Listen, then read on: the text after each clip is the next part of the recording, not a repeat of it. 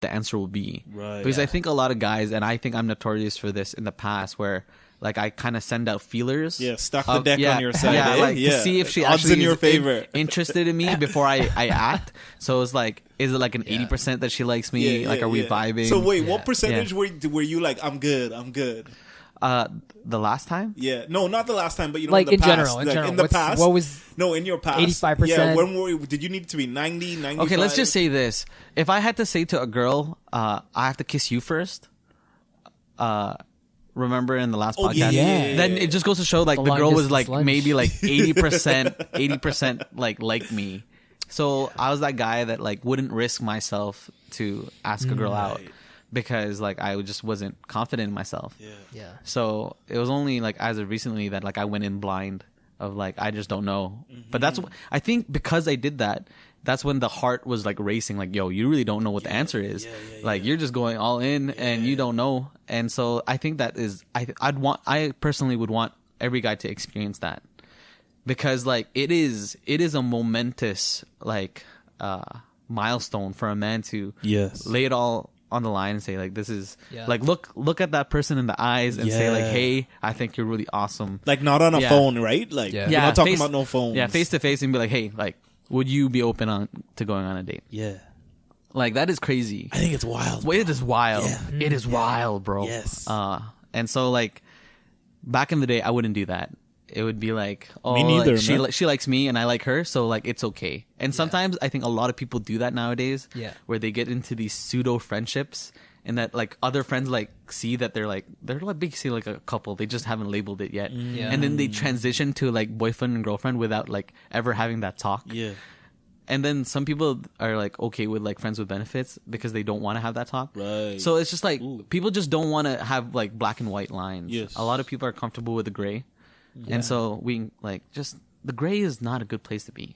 No. Yo, I want to say shout out to the woman too, because it takes a lot of courage to reply to a man properly, like, to share your true feelings. Because one of the things women do, which I do not like, is when they're like, they give the guy hope. They're like, you know what? Maybe in the future, but, like, not right now. And if you tell that to a guy that likes you, he's like, I got a chance. Yeah. You mean that there's a chance? Like, of course he's It really depends on the guy too. Yo, bro. But if he's head over heels, I guess. Yo, I think a lot of guys would... Even girls like that, right? Yeah. I think, especially girls that put themselves out there, I think there's some guys that will, like, put out that hope of, like, maybe later. Yeah. You gotta... Yeah, guys out there, you gotta be clear. Everyone needs to be clear. Tell them about it. Tell them again, man. How clear you gotta be. Clear. Like, Neutrogena. Neutrogena clear. Clean and clear and under control. No one's got time for mixed up feelings. Yeah. These days. Yeah. And it just, I think people get hurt. You know, people get hurt quite a bit through that. I think it takes tremendous amounts of virtue. But, like, and virtue is something that's hard. Yeah. And you have to really see yourself as, like, a beloved, like, son, and the other person as a beloved daughter of God, and to see one another's dignity. Yeah. And if you are able to see that as the focus, and you're trying to pursue God's will for both of you, and I think that is probably the best outcome. But when you start just focusing on yourself or just obsessing over the other, then you're losing focus on the one who will lead you guys together, which is the Lord. Yes. So you're making the other person an idol, and that's not good. Right? Not at all. Another thing, well, one of the biggest, I think, pitfalls I've seen in terms of, like, Catholic dating is the discernment period. Ooh. Like, my gosh, man. I am tired of hearing, like, people say, I gotta do, discerning this like, right now. 4 or 5, like, 54-day novenas. So let me take about 3/4 of a year to a year, and then I'll know. But there's a 365-day novena. Oh, yeah. Yo, some people been doing it, man. I'm just joking. Some people been if it actually doing exists, it. oh my Lord. Oh my God. Gosh. And it's like... Yeah. Yo, because we're in this state of, like, paralysis where we're not putting our faith in action. We're not having that full trust in the Lord, right? Yeah. And then there's the stigma, too, of going on a casual date, which, like, you know, when you hear that from a secular perspective, it's like, oh, that's a one-night stand. No, in a Catholic sense, it's like, hey, I'm going on a date and I'll get to, like, know you, right? Like, there's no, like, physical, like, anything. We're not crossing physical and emotional boundaries that we've set in place. Yeah. Right? Mm-hmm. So that's, I'm old fashioned. I would prefer being friends with someone. Yo, by the way, that is the point I have been trying to put across. The majority of people do not agree with me. Yeah, because most people don't agree. Yo, I tried to get it. They were like, "No, man." Like, I get what they're saying though. I think okay, so like if you don't have like a really big Catholic friends group, it's hard to become friends with someone and then that you're attracted to. Yeah, that you're attracted to, and then and pursue and date, right? And I think especially as you do get older, right? And you don't have so you get older and you don't have that like that core community of Catholic people, right? All you're stuck with is like theology on tap. Yo, shout out theology on tap, man. no, for real. All you're stuck with is like interactions, right, with others at these events, and like yes, you're gonna be attracted, and how do you continue? If you don't know that person, right? Like I think you just have to go out and ask them, because that's at that point that's all you can do, right? I agree. There comes to a point situational, and right? some people didn't grow up with that. Yeah, I guess luxury. So, I think there's just it has to be with intentionality. Yeah, and like it's good to have like good brothers of the same or sisters of the same gender to keep you accountable. And I think like a great way to get to know someone is also get to know their friends in a group setting. I think group setting is right. Great. Love it because you can see how they are with their friends, and they can see how you are with your friends, and then because like at least then you're not always putting your best foot forward, because those people probably know what it looks like for you to fake it. And they're gonna, and if they're really your brothers or sisters, they'll be like, "What are you doing? Oh, what? Exactly. Did I have an accent? Yeah. Where'd that come from? What doing? kind of accent was that?" I was like, "What kind of accent was that?" Was AJ getting Filipino on us? But not even. That's the only accent. What are you doing? Yeah, I tried. Okay, you just racist. I tried. I'm not racist. Anyway. I'm just a bigot. No, I'm kidding. Yeah. So. Yeah, what do you guys think of like online dating and dating apps and stuff like that? Can a Catholic person do it? I think they can. I think they can. Yeah, okay. Yeah. Why not? Okay. Why not, man? Yeah. Use it responsibly. Yes. Use it differently from other people. I will say... Maybe state on your profile, like, practicing chastity, practicing Catholic. Might not want to be on Tinder, right? Yeah, no, I've been on and off like I'm few 6'5". Huh? I'm just joking. I'm 5'4". Lord knows. You ain't fooling anybody with that height. Wow.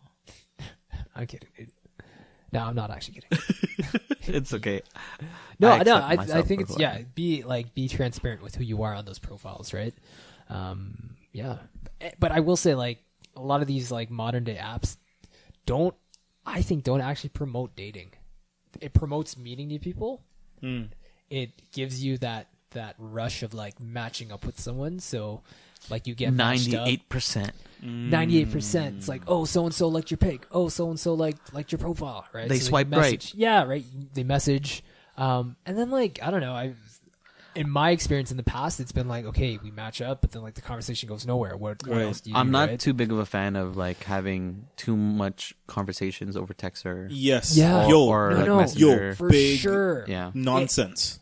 Yeah. Not some of my secular guys, right? Yeah. Talking to them, and they're like, "Yeah, I'm talking to this girl online." I'm like, "Oh, okay." At least I'm like, "You mean on the phone? You guys talking on the phone?" They're like, "No, text. Like we're talking through that." I'm like, "That's not talking, bro. Yeah, that's texting, right?" Yeah. Like I think the relationship becomes real when you can hear their voice and they're talking in real time to you, or like FaceTime. Yeah, man. Yeah. Like let them talk in like real time, right? Like I think spending too much time on the text, you don't get to know the person, right? And right, so through these dating apps, right, it's like conversation doesn't really, it doesn't go deep, right? Like, right. Because it is online. But even right? if you go deep, I don't think you should. I also don't think you should. Yeah, deep conversations not for any sort of like online messaging platform for sure. Anyway.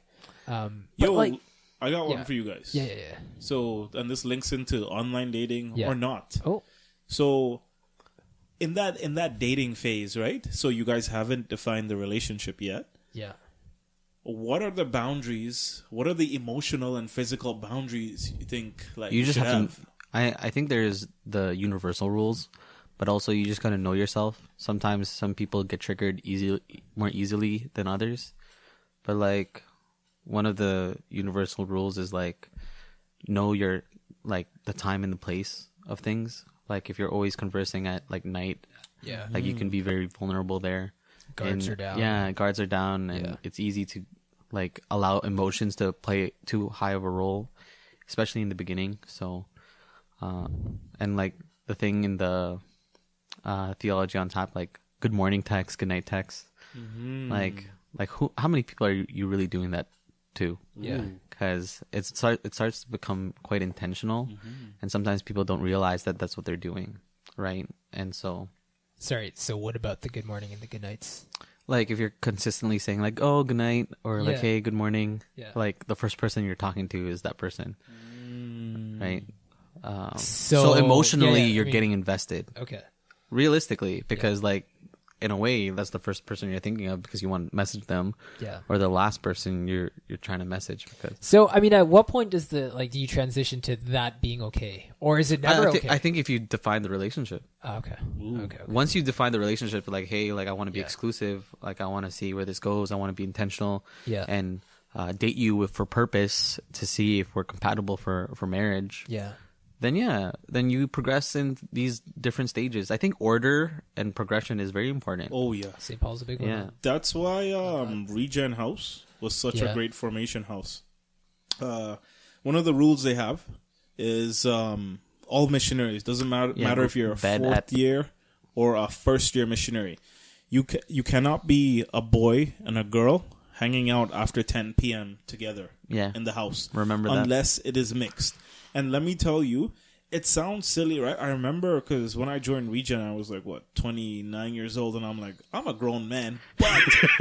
But there's great there's great wisdom in that, man. No, right? And even till this day, Lisa and I, 10 p.m., I drop her back home, man. Yeah. Like, I think 2 or 3 times we've been out after 10. And that was because we were at a friend's birthday party or we were with friends, right? Yeah. So I think it really helps with protecting the emotional and the physical boundaries because when you are tired, that guard, all that armor, all that stuff goes down, man. Yeah. And it's just a wear and tear for the next day. Yeah. And like obviously if you're building a relationship, like that wear and tear will continue to the next day. Right? And so like the moment you start pushing the boundaries, you're starting to push it even further and further.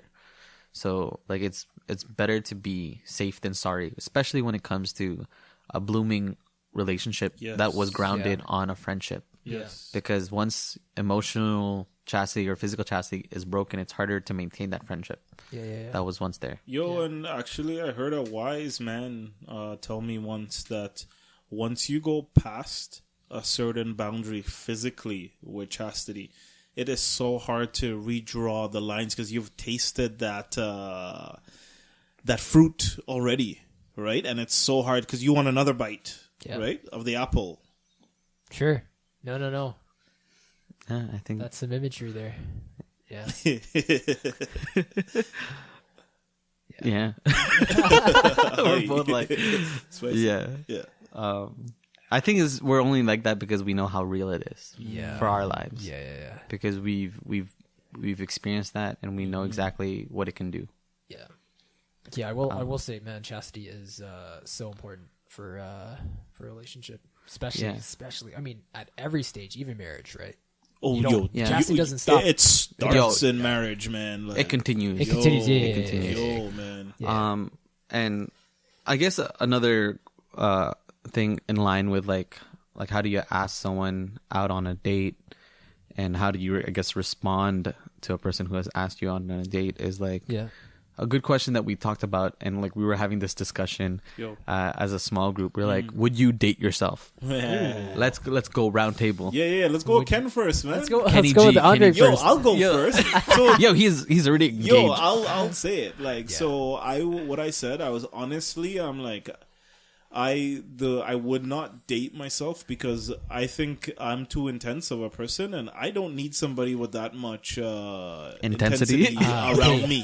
Okay, so I need that in little bits and spurts, right? Like I can't. That's why he hangs out with me. But I did say I would follow myself because of who I'm following, like Christ. Amen. So That's I it. would